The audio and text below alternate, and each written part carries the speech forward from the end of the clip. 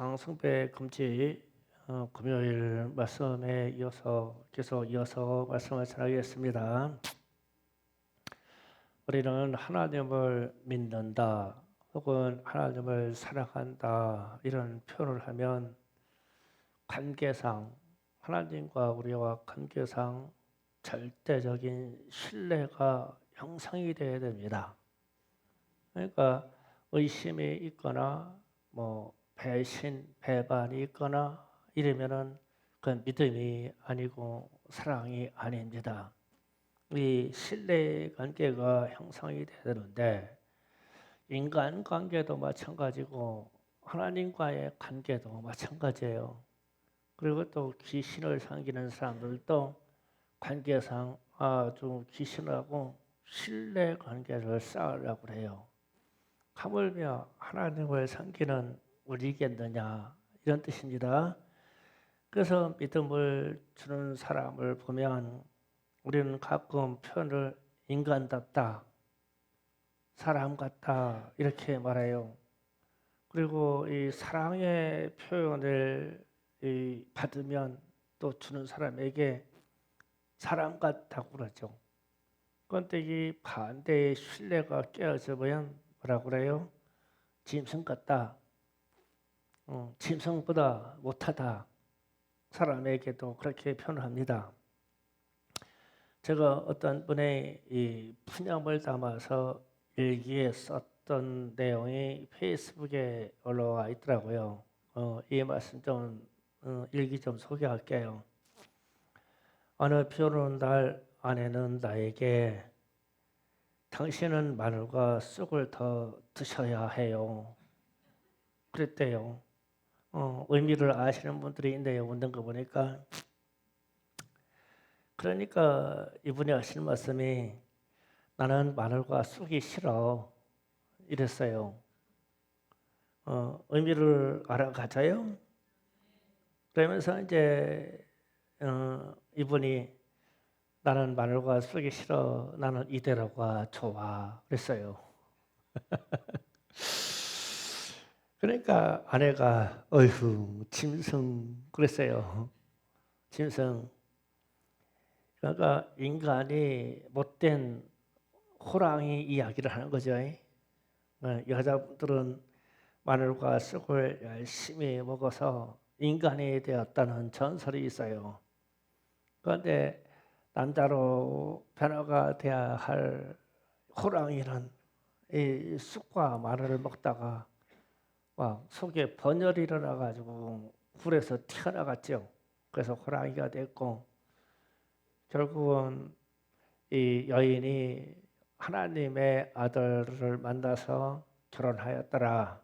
그 설화에서 나오는 이야기예요.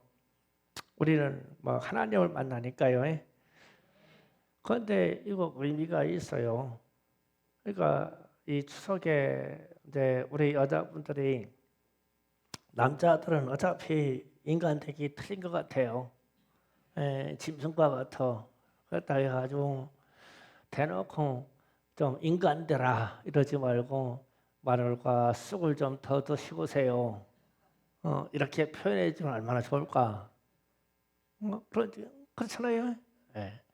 어쨌든 이 추석에 여자분들이 좀 그래도 마늘과 쑥을 많이 먹어서 인간이 됐으니까 이 추석에 좀 참고 견디시고 또 수고해 주시고 인간이 덜 된 남편들을 포기하지 마시고 쑥과 마늘을 여전히 마련해 주시면 언젠가 인간이 되겠죠. 쑥과 마늘 좀 더 드세요. 이렇게 하시면 좋겠습니다. 그래서 제가 어떤 분이 그 일기를 이렇게 써서 했는데 내용을 읽으면서 참 재미있다, 말이 된다 그런 생각을 했어요. 그러면 이제 우리가 가족이라는 이 범주가 식구다 이렇게 표현하죠. 같은 것을 먹는다라는 뜻이 식구라는 뜻이. 그러니까 가족이라는 의미보다 식구라는 의미가 참 의미가 가까워요. 같은 음식을 같이 먹는다. 식구. 그런데 이제 같은 것을 먹으면 오늘 말씀 고린도전서 10장 16절 17절 말씀처럼 우리가 축복한 바 축복의 자는 그리스도의 피에 참여함이 아니며 우리가 때는 떡은 그리스도의 몸에 참여함이 아니냐. 그러면 이제 오늘 우리가 성찬식을 통해서 떡과 살을 떡과 포도주를 먹으면서 주님의 살이다, 주님의 피다 그러면서 우리가 같이 먹었어요. 같이. 그러면 식구 각자의 입은 다르지만 똑같은 것이 들어갔죠. 그러면은 어떤 공동체적인 의미가 하나가 되는 의미예요. 그러면 우리는 예수 그리스도를 기념하여 먹었으니까 예수님의 가족, 예수님의 식구 이게 맞죠? 그런데 이제 19절에서 보면 심각한 표현이 나오죠. 그런데 내가 무엇을 말하느냐? 우상의 제물이 무엇이며 우상은 무엇이냐? 그랬어요. 그러면은 우상의 제물을 먹었어요. 그러면은 우상의 제물을 먹는 사람이 우상 섬기는 그 모임에서 같이 우상의 제물을 먹었어요. 그러면 우상에게 참여된 거 아니냐? 식구 아니냐? 그래요. 그래서 우상에게 드리는 제사는 귀신에게 하는 것이니 귀신과 함께 참여한 것이 아니냐? 그러니까 나는 귀신의 식구야. 그랬다는 거죠. 우리는 예수로 말미암은 성찬식에 참여함으로 우리는 예수님 식구야. 예수님과 가족이야. 이렇게 된 것이고 세상이 제사를 지내고 우상에 숭배한 음식을 놓고 나누어 먹으면 우리는 귀신의 가족이야. 그 얘기 아주 우리가 쉽게 표현하면 그런 얘기입니다. 그래서 고린도전서 10장 19절 22절에 우상의 예절하고 우상의 제물을 먹고 이렇게 하면 귀신과 교제하는 것이다 라고 표현되어 있어요. 그러면은 성도는 예수님과 교제해서 인격적인 관계를 맺어지니까 예수님과 가족 관계이며 식구가 되고 귀육상을 섬기고 귀신과 교제하면 귀신의 가족이 되었는데 결론에 가서 누가 강하냐? 예수가 강하냐? 귀신이 강하냐? 라고 질문을 해요. 그러면은 어떤 신의 세계가 예수를 이겨요? 하나님을 이길 수가 없죠. 그러니까 모든 귀신도 예수께 굴복한다고요. 진짜예요. 그냥 그 귀신의 세계는 그냥 예수 그냥 벌벌 떨어요. 굴복하게 돼 있어요. 그런데 사람만 이상하게 그 귀신이 강하다고 그러네. 거기에 가서 절하고 거기 가서 굴복하고 귀신하고 같이 먹고 마시고 이라 사람만 그래 사람만 짐승도 그렇게 하네요. 아주 짐승도 하나님이 자신의 종물주이며 창조주인 것과 그분에게 굴복해야 하는 거 다 알아요. 사람만 이상하게 해요. 그래서 막 그렇게 사람에게 그 두꺼운 성경책을 줘가지고 가르치고 해도 결국은 갈 사람은 그쪽으로 가. 그래서 이제 우리가 이 추석이라는 의미는 우리 조상들이 추수감사제로 드리는 의미예요. 그래서 지금은 공물이 좀 많아서인데 옛적에는 이 천리삭을 이 제사로 지내려가면 지금쯤 덜 익은 이 벼 이삭을 베가지고요. 그것을 조상에게 드려야 되는데 가지고 그거를 얼마나 정성스럽게 깐지 몰라요. 잘 안 까지니까 되겠어요. 벼 자체를 쪘어요. 쪄가지고 말리면 안에 알갱이가 딱딱해지니까 그걸 또 까가지고 조상에게 드린다고 했죠. 원래 의미는 이게 조상에게, 자연신에게, 천지신명 귀신에게 드리는 것이 아니고 하나님께 드린다라는 의미예요. 창조주께 드리는 것이 언젠가 인간 세상의 타락으로 말미암아 바꿔버렸어요. 그래서 고대 사회에 가면 조상에게 뭐 어떤 천지신명 다른 신에게 이런 제사가 없어요. 오직 천주, 오직 하늘에 있는 신 여호와 하나님 창조주 조물주에게만 드렸죠. 그런데 언젠가부터 이게 바뀌기 시작한 거예요. 신라 이전에는 다 하늘에 있는 조물주에게 드린다는 것이 주석의 의미였었어요. 그런데 이게 고려 시대 이쪽에 오면서부터 급격하게 조선 시대에 오면서 이게 막 바뀌기 시작했어요. 그 귀신에게 그렇게 제사해서 귀신의 세계를 위대하게 만들어 버렸죠. 그런데 위대하신 신은 창조주 하나님밖에 없어요. 그래서 우리는 하나님 말씀에 1, 2계명에서도 오직 하나님만 신이시고 그 하나님이 창조주 하나님이심을 밝히시고 그리고 모든 종물주가 모든 이 창조된 모든 피조물이 이 하나님께 경배하게만 되어 있어요. 그런데 이게 진리입니다. 그래서 우리는 왜 복음 전도에 힘써야 되냐면 이런 것들을 되바꿔서 찾아와야 돼요. 우리는 하나님께 예배를 드려야 되며 하나님께 우리는 제사를 드려야 되며 하나님이 우리의 창조시며 하나님이 우리의 모든 영혼의 주인이시라는 것을 세상에 가르치는 거예요. 이게 복음 전도예요. 그래서 우리는 이 역사를 잘 수행하시기를 주의 이름으로 축복합니다. 그래서 제가 금요일이라도 말씀을 전하면서 산당이나 무덤에나 신전에 가지 말라 그 말씀을 전했어요. 그러면서 사무엘상 28장 말씀을 제가 들어 말씀했죠. 그러니까 산당이나 귀신을 접할 수 있는 곳으로 가지 말아라. 신령한 역사는 오직 하나님의 영, 성령으로만 역사해요. 그래서 성령님의 역사가 아니고는 깨닫게 할 수도 없고 성령님의 역사가 아니고는 창조주 하나님을 우리가 발견할 수가 없어요.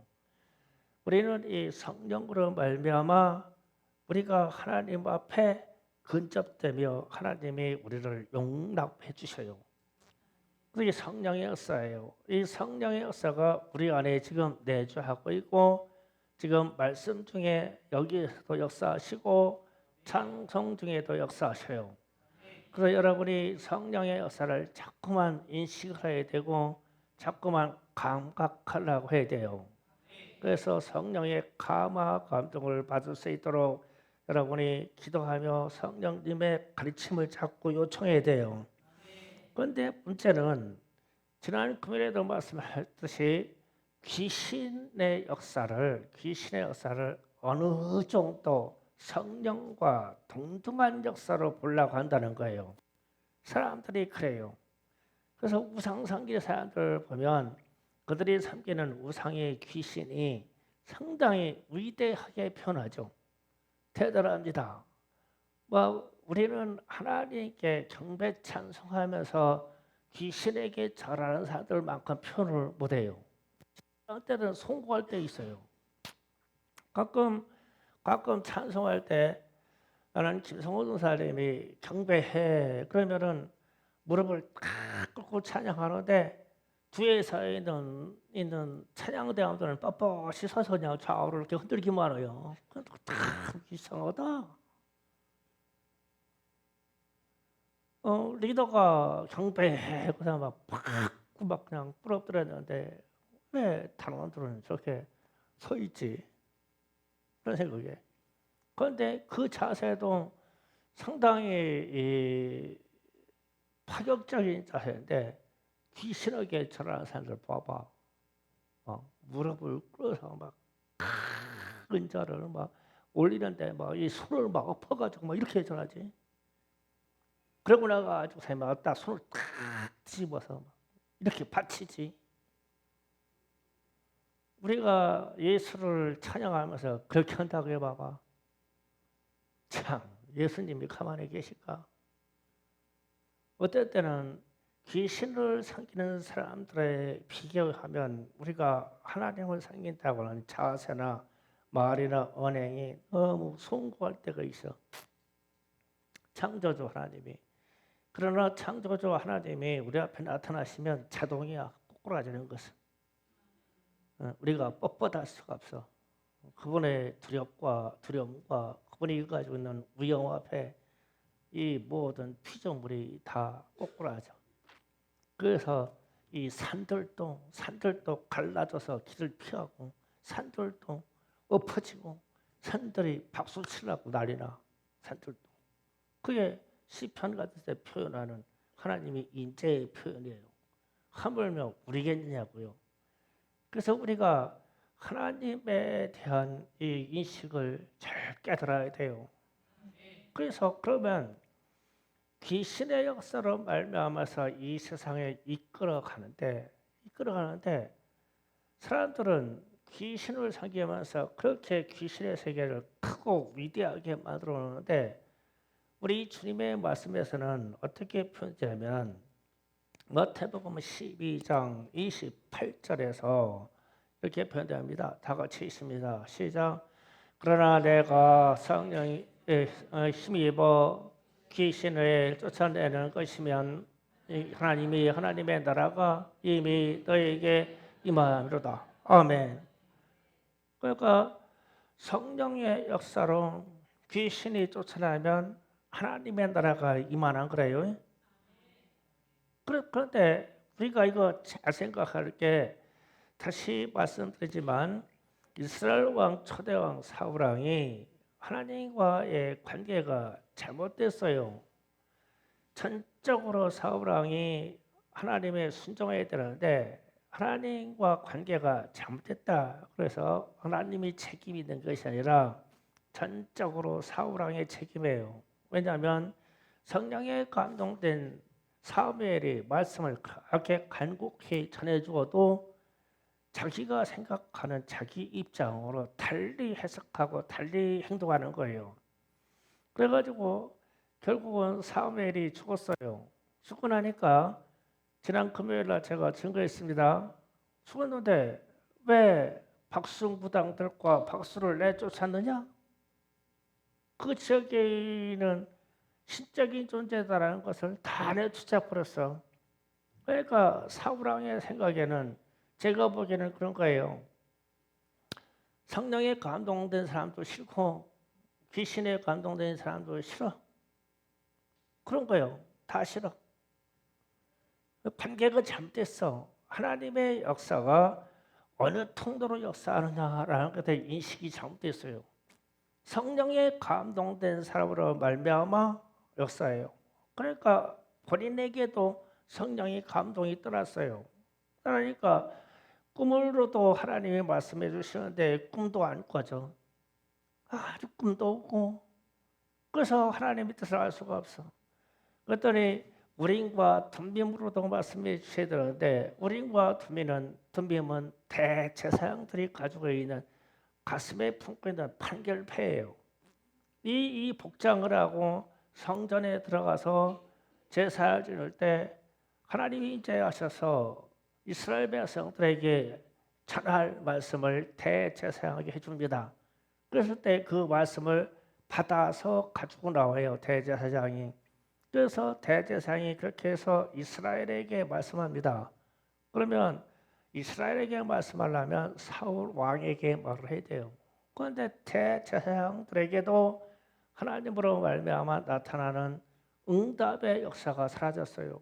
그냥 왕이 하나님을 귀신의 수두로 보니까 신들 중에 귀신의 수두로 보니까 하나님이 대제사장들에게도 역사하지 않아요.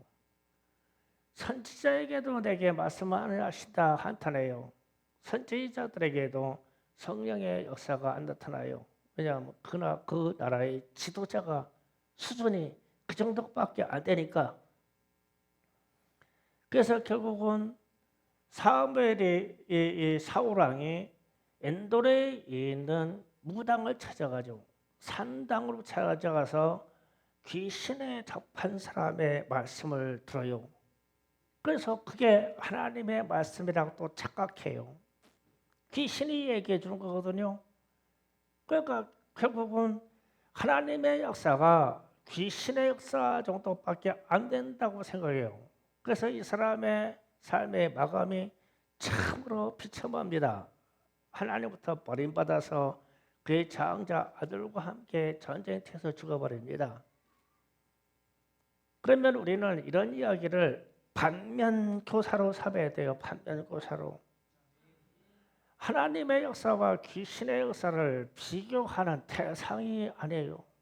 비교할 수도 없어요. 하나님의 역사의 일을 귀신의 역사를 갖다가 옆에 붙여서 그렇다고도 얘기할 수도 없어요. 감이 안 돼요.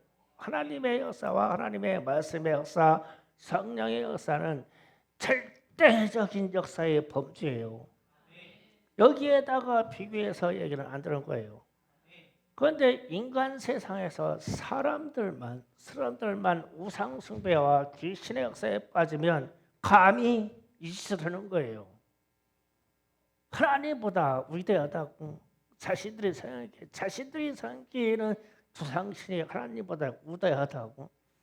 그래서 가장 큰 자를 보이지 않는 귀신에게 하는 거예요. 그 행위를 깨닫지를 못하는 것뿐입니다. 그래서 하나님께로 돌아와야 돼요. 그래서 마태복음 7장 15절에서 20절 사이를 보면, 마태복음 7장, 우리가 잘 아는 얘기예요. 마태복음 7장 15절에서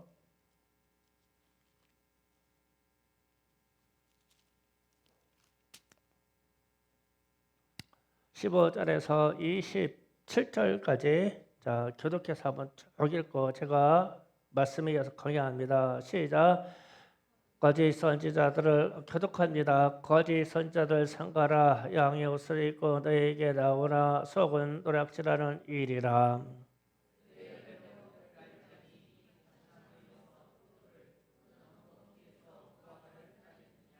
여호와 제일 좋은 나무마다 아름다운 열매를 맺고 못된 나무가 나쁜 열매를 맺나니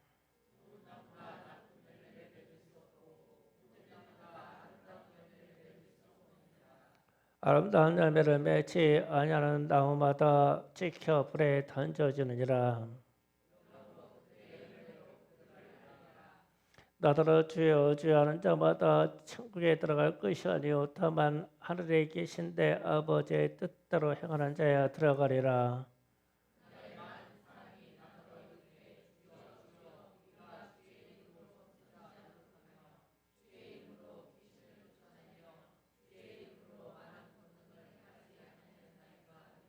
그때 내가 그들에게 밝히 말하되 내가 너희를 도무지 알지 못하니 불법을 행하는 자들아 내게서 떠나가라 하리라.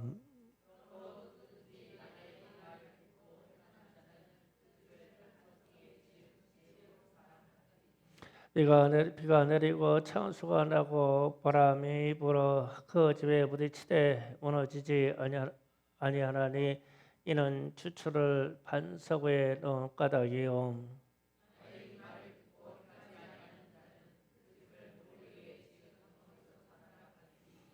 비가 내리고 창수가 나고 바람이 불어 그 집에 부딪히되 무너져 그 무너짐이 심하니라. 아멘. 오늘 말씀에서 이래요. 예수님이 사람은 열매로 안다. 열매로 아는데 나한테 주여 하는 사람마다 천국에 들어가는 것이 아니고 하나님의 뜻대로 행해야 된다. 그러면서 어떤 사람들에게 말하기를 이 불법을 행하는 자들아 내게서 떠나가라. 그런데 떠나가라 하는 이 사람들에 대해서 표현을 도무지 알지 못한다. 그런데 사람들은 예수님을 보고 주님 그러는데 예수님은 모르는 정도가 아니야. 모르는 정도가 아니고 뭐 스쳐 지나가서 기억에 남는 정도도 아니고 전혀 도무지 절대 모르대. 그러니 어떤 부류의 사람들이 다 예수를 믿는다고 다 하는데 아니 많은 회중 중에서 다 주여 했는데 이 사람들은 주님을 알고 이 사람들은 내 아들아 하고 알고 내 사랑하는 자들아 알고 그런데 이쪽에서 그렇게 주님 부르는데 모르는 정도가 그냥 도무지 몰라. 전혀 몰라. 그러니까 예수님의 기억에 일점도 없어. 그런데 예수 믿는다고 주여 했다는 거야. 그러면서 근거가 뭐냐면 이 말만 해요. 불법을 행하는 자들아. 이 말을 해요. 그러면은 야, 이 도대체 이게 불법이라는 것이 뭐냐? 불법이 무엇을 잘못 행해서 불법을 행하는 자들아 내게서 떠나가라. 나는 너희들을 모르는 정도가 내 기억에 일점도 안 남은 도무지 모르는 사람들이야. 그럼 불법 이게 뭐냐? 그래서 그러면은 쉽게 접근을 하자고요. 불법. 창세기 3장에서 나오는 아담과 하와의 범죄 이야기가 나옵니다. 그런데 이런 얘기예요. 하나님이 동산 가운데 있는 선악을 알게 하는 나무 선악과의 나무 열매는 먹지 말라. 먹는 날에는 반드시 죽는다. 이랬어요. 그러면 하나님의 말씀의 법은 최초의 법은 동산에 있는 가운데 있는 선악과의 나무 열매를 먹지 말라. 이 한 가지예요. 그런데 이것을 순종하지 않고 지키지 아니하면 불법이에요. 그래서 불법은 반드시 죽는다. 그래서 성경은 죄값은 사망으로 정해져 있어요. 이 불법을 얘기해요. 이 불법. 그러니까 하나님의 말씀이 이것이 아니다 했는데도 사람들이 뒤집었으면 불법이에요. 그러니까 사람이 뒤집는 게 불법이에요. 불법 참 쉽죠. 그래서 최초의 불법은 아담과 하와가 선악과의 열매를 먹은 거예요. 이게 불법이에요. 그 불법의 값으로 죄가 돼서 죄값은 사망이에요. 이게 정해져 있어요. 최초의 법의 이야기예요. 그럼 그 이후로 하나님의 법이 그것뿐이냐고요. 여러 가지 법들이 나왔죠. 그런데 이거를 사람이 바리새인들이 혹은 잘났다고 하는 사람들이 싹 다 지시해석을 뒤집어서 자신들의 수준이나 귀신들의 수준으로 믿어버려요. 그러면 불법이에요. 이렇게 되면 하나님이 나는 너희를 도무지 모른다. 죄값은 사망이다. 이 얘기예요. 그러면 이 죄에 대한 문제가 인식이 돼서 우리에게 해결이 돼야 되죠. 그러면 예수를 믿으면 해결이 돼요. 그런데 그 말씀을 가장 잘 표현해 준 곳이 있어요. 로마서 8장 2절. 로마서 8장 2절. 다 같이 봅니다. 오늘 말씀은 저는 이것을 가장 크게 깨달았어요. 로마서 8장 2절에 아주 우리가 유명한 말씀입니다. 다 같이 합독합니다. 시작. 이는 그리스도 예수 안에 있는 생명의 성령의 법이 죄와 사망의 법에서 너희를 해방했음이니라. 아멘. 자, 여기에서 생명의 성령의 법이 죄와 사망의 법에서 너희를 해방하였습니다. 그러면 죄와 사망의 법이 함축적으로 불법입니다. 불법. 그러니까 아담에게는 동산에 있는 선악과를 먹지 말아라. 이게 주님이 정해준 법이에요. 그런데 이 법을 마귀의 말을 듣고 훌떡 뒤집어 버렸어요. 뒤집어 버리니까 불법이 됐어요. 그러면 불법이 되면 죄값은 사망이에요. 쉽죠? 그러니까 죄와 사망의 법이 있어요. 자, 죄와 사망의 법 여기다 써놓을게요. 이게요. 죄와 사망의 법이 있고 그리고 예수 안에 예수 안에요. 예수 안에 무슨 법이 있어요? 생명의 성령의 법이 있어요. 아주 예수 안에 성령의 그렇죠? 생명의 법이 있어요. 생명의 법이 있어요. 자, 이렇게까지 써놓고 다시 말합니다. 예수님이 어떤 사람들에게 이런 말을 합니다. 나는 너희를 모르는 수준이 도무지 몰라. 절대 몰라. 너희가 나라에서 아무리 취해도 나는 절대 몰라. 절대 몰라. 이쪽에 있는 사람들이 취하는데 예수님은 표정이 밝아지면서 그래 알겠어. 그런데 이쪽 사람들이 우리가 귀신도 쫓아내고 기적도 해고 예수 이름으로 못되고 뭐고 했잖아요.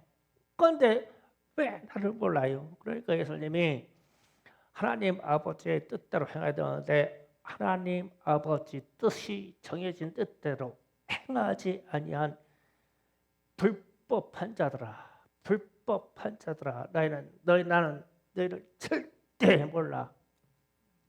요게 불법입니다. 불법. 그래서 불법 죄의 값은 사망입니다. 죄의 값은 사망입니다. 이게 불법이에요. 그런데 합법은 예수 안에서 성령의 생명의 법이 합법입니다. 그런데 제가 저거를 사울왕의 예로 펴놓을게요. 사울왕의 예로 제가 이런 생각을 해봤어요. 생명의 성령의 법을 반대말로 다 표현하면 무슨 말이 될까? 이 단어를 다 반대말로 표현해보자. 반대말로. 예수 아내가 아닌 밖에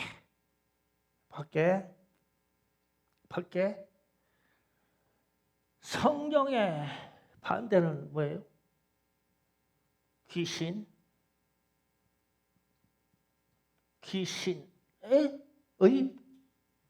생명의 반대는 뭐예요? 사망의 법. 이렇게 표현하니까 표현이 참 쉬워요. 그러면 우리가 왜 이 땅에 살면서 그렇게 예수 믿고 이렇게 산다고 하는데 왜 성령 안에서 생명의 법으로 살지 못하고 왜 자꾸 예수 밖으로 가서 귀신을 섬겨가지고 왜 사망으로 들어가냐고. 그래서 내가 초대왕 사울왕의 이야기를 쭉 보다가 이 사람이 사무엘에게 충만하게 역사하는 성령의 역사를 귀신 정도의 역사로 보고는, 그래서 모든 박수무당들을 다 내쫓아버리고 모두 신들린 것들은 싫어. 귀신 들린 것도 싫고 착귀신 들린 것도 싫고 성령이 충만한 것도 싫어. 다 놓쳐버리니까 자기에게 예수 안에서 역사하는 성령의 생명의 법이 역사해 주지가 않아. 그래서 모든 응답이 다른 사람에게나 대제사장에게나 선지자에게나 자기의 꿈으로 하나님께 아무리 기도하고 물어도 안 와. 그래서 어디로 갔어요? 예수 밖에, 하나님 밖에 있는 엔돌의 귀신에게로 갔어요. 그래서 그 사람에게 임한 것은 사망의 법이 임해버렸어요. 그러면 이게 반면교사인데, 우리에게 말하는 반면교사인데, 제가 예수 안에 있는 성령의 생명의 법이 저게 반대말은 사실 위에 있는 불법이에요. 죄와 사망의 법, 저 불법 때문에 그렇거든요. 그런데 예수님이 여기에서 벗어나지 못한 사람들, 죄와 사망의 법에서 매어서 사는 사람들에게 하나님의 말씀에 율법에 대해서 정명적으로 뒤집어서 하나님의 말씀을 섬기지 않고 귀신의 역사를 섬기고 있을 때 주님이 하시는 말씀이, 이 불법하는 자들아, 나는 너희를 도무지 알지 못한다. 전혀 몰라. 왜냐하면 너희들은 죄와 사망의 법으로 들어가서 지옥으로 들어가는 존재이기 때문에 예수님 안에서 성령의 생명으로 들어오는 존재가 아니기 때문에 몰라. 전혀 몰라. 너희들은 하나님의 말씀으로도 버려졌고 하나님의 역사에도 버려졌고 내 역사에도 버려졌어. 전혀 모르는 존재다. 그러면서 우리는 우리의 생명이 어디서 오냐면 예수님 안에 있는 성령의 생명의 법으로 말미암아 우리가 살고 감동받고 그렇게 살아. 그래서 이 법이 그렇게 중요해. 그런데 오늘날 대한민국의 한국교회에서도 예수밖에 귀신의 법을 섬겨도 생명의 법으로 들어간다고 생각하고 있어. 절대 아니야.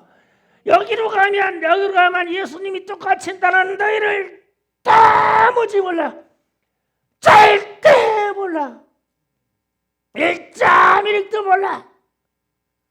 그런데 우상 섬기고 우상에다가 절을 할 수가 있어? 여기로 가는데. 그래서 제가 예수 안에 있는 이 성령의 생명의 법을 반대말로 좌배봤어요. 예수 안에 반대말로 말까? 그렇지. 예수밖에, 예수 외에 구원자가 있고 창조주 하나님 외에 신이 있다고 하는 그 밖으로 가면 당연히 역사하는 게 귀신이에요. 그래서 세상에는 모든 귀신과 무당과 박수들의 역사들이 다 많아. 여기다가 막 큰 절을 올려대고 막 무덤 만들었고 이 흙덩어리 위에다가 막 절을 하면서도 귀신을 섬겨? 성령의 법에 반대요. 그리고 나서 그는 성령의 법으로 들어가야 생명의 법으로 귀결돼서 우리 영원한 구원의 역사로 들어가는데 아니야. 사망의 법으로 떨어져. 그러면은 우리는 주님이 하신 말씀대로 마태복음에서 금방 소개했듯이 너희에게서 귀신이 떠나가면 하나님의 나라가 임하였느니라. 그래서 우리가 예수 믿고 이 귀신 역사가 떠나가게 하여 하나님의 성령으로 말미암아 하나님의 나라가 임했다고 되는 거죠. 그런데 다시금 우리는 예수 밖에 있는 귀신의 역사로 다 가. 교회들이, 성도들이 괜찮다고 가. 과거에 우리 일제시대 때 이때 예수 믿던 사람들은요, 저 신종만큼은 아주 목숨 내놓고 지켰어. 목숨 내놓고. 막 제사 안 지낸다고 막 그냥 남편들부터 막 해가지고 시아버지한테 막 몽둥이로 막 쇠몽둥이로 두드려 맞아가면서도 절대 제사 음식 안 만들었어. 그렇게 믿었어. 왜냐하면 이게 사망의 법으로 들어가니까. 옛날에는 이 쪽복음이라고 해서 쪽복음 해가지고 요한복음, 누가복음, 마가복음 해가지고 쪽복음이라고 해가지고 종이 두께 이런 거로 복음이 왔어.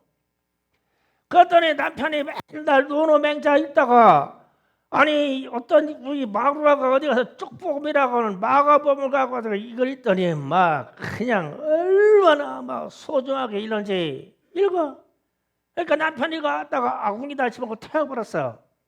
태워버리니까 이 여자가 하나님의 말씀을 태웠다고 채를 갖다가 물에 타가지고 마셔버렸어.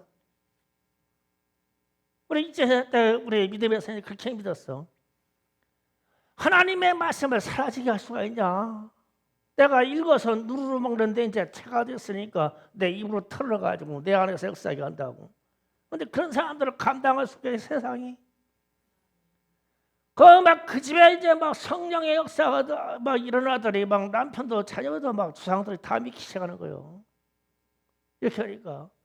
그래서 성령의 생명법으로 끌고 가야 되는데 이제는 적당히 예수 밖에 있는 귀신을 섬겨도 된다고.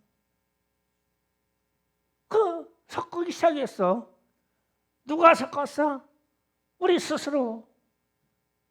기독교가, 교회가, 성도들이 스스로 섞었지 누가 섞어줬냐고. 안 된다고 돼 있는데. 그래서 우상을 섬기지 말아라. 그러면은 어디 멀리 있는 얘기처럼 들어. 귀신을 섬기지 말아라. 그러면 나하고 관계없이 멀리 떨어져 있는 것처럼 생각해? 아니야. 우리 집에, 우리 가족에, 우리 남편들이, 내 친척들이 다 그거 하고 있어. 다 그거 있으니까 내가 가지고 내가 꼿꼿하게 하나님의 말씀에는 귀신과 제사를 섬기는 게 아니라고 내가 꼿하게만 하는데 내가 눈치 보고 그 우상에 채워서 만들까 치고 볶을까 아주 내가 눈치 보고 있지. 아니라고 난 못한다고. 못해. 그래가지고 내가 치고 볶아가지고 다 바쳐. 그거 나 안 먹으면 안 된대. 치고 볶고 할 때 뭐 맛 안 봤어? 다 맛 봤지. 이미 귀신에게 넘어갔어. 그 신들의 일들이 그렇게 적당히 이거냐고? 아니다. 귀신 섬기는 사람들도 그렇게 안 한다 이거야. 그런데 오늘날 우리는 이게 이상하게 돼버렸어. 다행히 충성교회 여러분은 제가 아주 대놓고 이렇게 얘기하니까 듣고 깨닫고 그래서 많이 고쳐가고 하는 거지. 아니야 이게 아주 이 귀신의 법이 마귀의 법이 불법하게 만들었어. 아담과 하와에게 최초의 불법이 뭐냐고. 이 선악과가 항상 달려있어도 하나님의 말씀이 합법일 때는 아담이 그걸 봐도 하와가 그거 봐도 그거 먹고 싶은 생각이 욕망이 없어. 합법일 때는 얼마나 하나님 말씀이 두려운지. 그런데 이 마귀 귀신해가지고 수삭거리니까 그거 먹어도 괜찮다고 생각되는 거예요. 그래서 먹어버렸지. 그러니까 죄값은 사망. 다시 말하면 밑에 예수님 밖에 있는 귀신 마귀의 법은 사망이다. 이 법으로 들어가면 주님이 절대 모른다는 거예요. 절대 몰라. 도무지 몰라. 주님이 알아봐 줄 이유도 없어. 왜냐하면 주님 왜 다른 신을 섬겼는데 주님이 뭐가 아쉬워서 그 손을 붙잡아 주냐고. 예수 믿는 거요. 절대 순결이고 절대 담대함이고 절대적인 신뢰예요. 그래서 제가 말씀에 들어올 때 그런 거예요. 믿음과 사랑과 이런 것은 신뢰관계입니다. 그게 툭 버렸다가 다시 찾아오는 것이고 배반했다가 다시 찾아오는 게 아닙니다. 예수 믿음 절대적인 신뢰관계입니다. 하나님 사랑, 예수 사랑 절대적인 신뢰관계입니다. 그러면 귀신의 법은 생길 수 없습니다. 절대 생길 수 없습니다. 이번 추석 명절 길어요. 가족 관계도 있고 사랑 관계도 있고 할 거예요. 꿋꿋하게 사세요. 그게 나사요. 그래서 주님이 내가 너를 안다라고 이렇게 나사요. 이쪽을 선택하세요. 도무지 모른다 그러면은 이 벽을 뚫을 수가 없어요. 절대 안 뚫려요. 우리는 이 가름길에 서 있는 것을 아시고 절대 순결한 신앙을 지키시기를 예수 이름으로 축원합니다. 주여 삼창 기도합시다. 주여!